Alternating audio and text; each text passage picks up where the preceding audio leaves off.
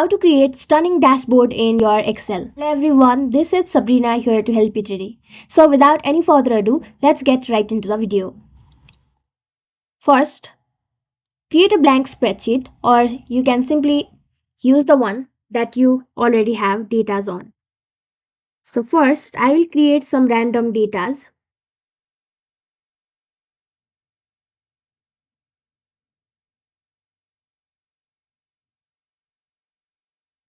Now in order to create dashboards, what you will have to do is go to insert, select all these and then go to insert.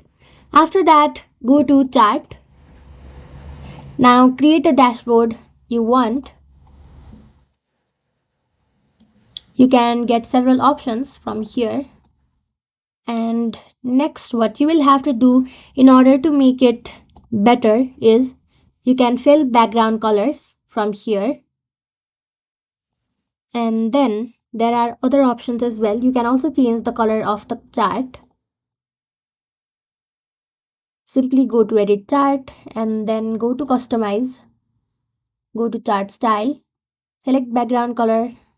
You can also change the theme, font, chart border and many more. You can also make it 3D, and so yeah, that's it. Thank you for watching this video.